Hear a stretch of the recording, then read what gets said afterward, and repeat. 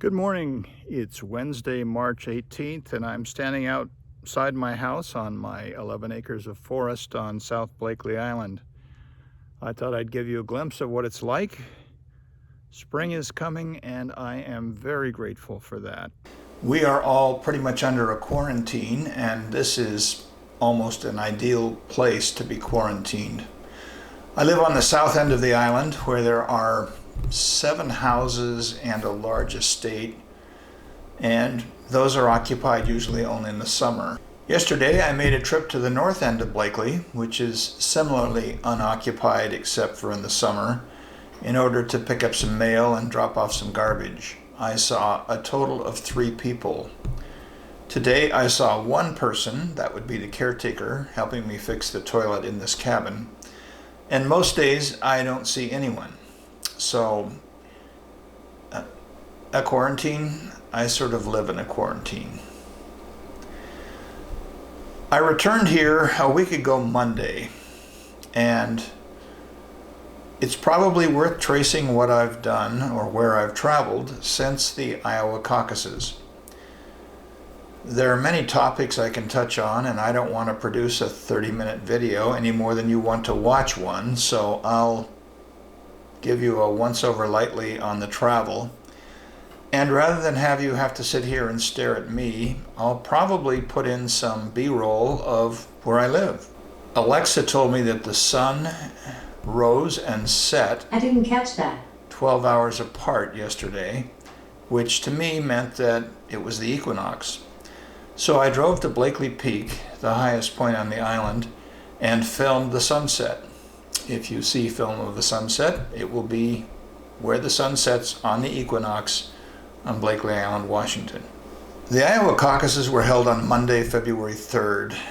I stuck around February 4th to get out 2 videos, and on February 5th I drove south. I've been asked repeatedly for comments on the mess in Iowa, and I think what I'll do is simply make a separate video about that. Long story short, the delay in reporting results didn't concern me.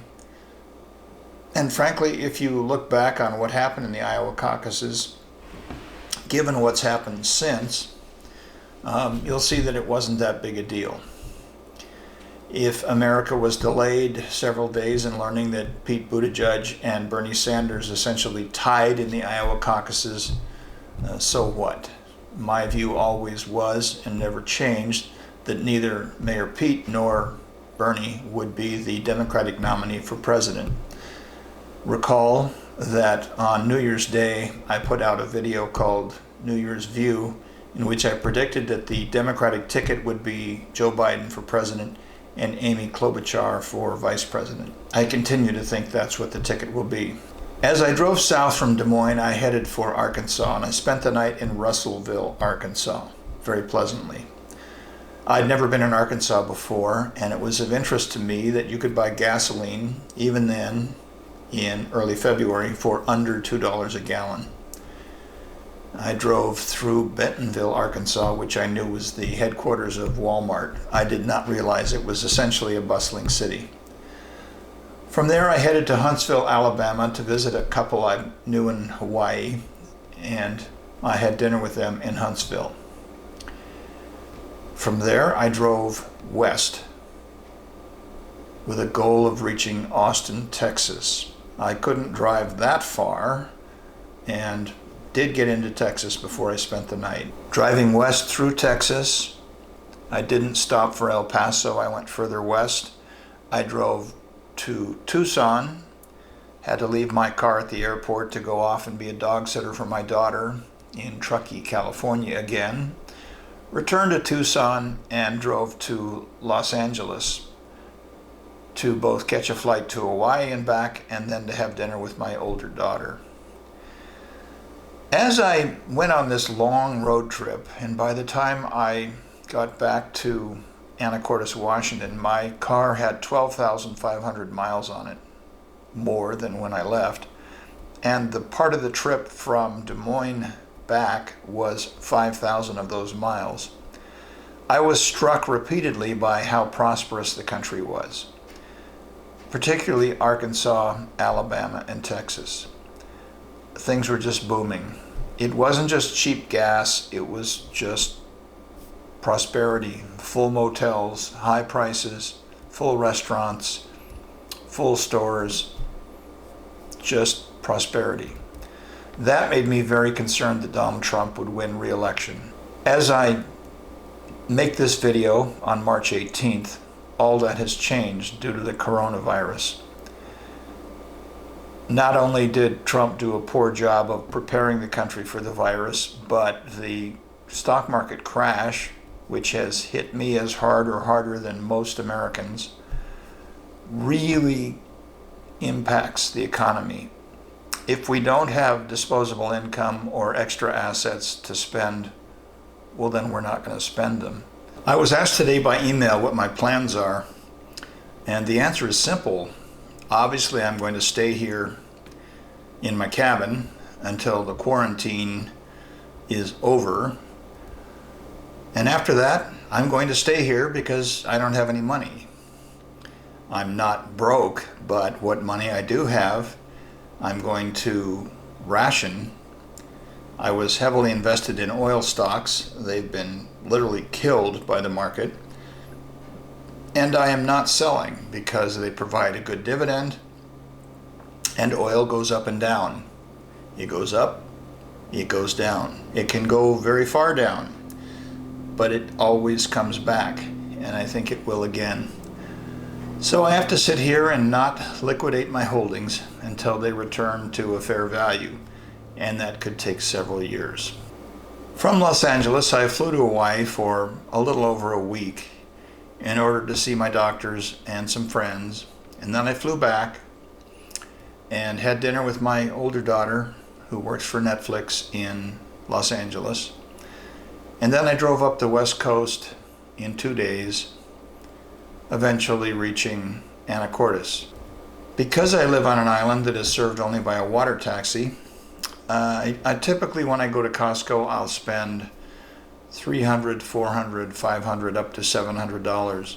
And in fact, I spent $375 on food before I took a water taxi here. Today, Wednesday, March 18th, I was supposed to be at SeaTac Airport getting on a Condor jet to fly non-stop from Seattle to Frankfurt, and then from Frankfurt to Cape Town, South Africa. Supposed to arrive there tomorrow, the 19th, and on the 22nd, I think it was, I was supposed to get on the Norwegian Spirit and take a 27 or 28 day cruise from Cape Town through some Indian Ocean ports, eventually through the Suez Canal with stops in Israel and Egypt, and then the Greek islands, getting off in Athens on April 19th. That cruise was canceled by Norwegian. Yesterday, Joe Biden won all 3 primaries that were in fact held. He now has over a 300 delegate lead on Bernie Sanders. I think it's over. I think Bernie Sanders is smart enough to withdraw from the race at this point. I think I read that the next 3 primaries are all tiny, something like Hawaii, Alaska, and Wyoming, and they're several weeks away. It costs money to run a presidential campaign, and if Bernie Sanders has no hope of getting the nomination, I think he will decide to quit. Whether he decides to quit or not, I think the race is over. Obviously, looking back, what changed the race was the decision by first Tom Steyer to withdraw immediately after the South Carolina primary. I think he withdrew the same night. The next day, Mayor Pete Buttigieg withdrew. And I think the day after that, Senator Amy Klobuchar withdrew.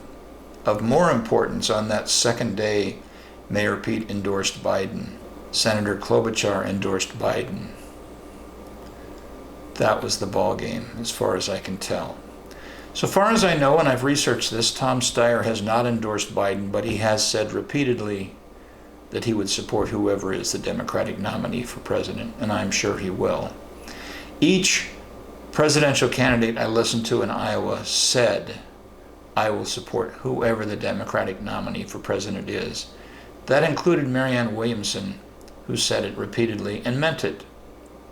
I'm not surprised that she's been a Bernie Sanders supporter, but when Bernie withdraws, she will do what she can to see that Joe Biden is elected.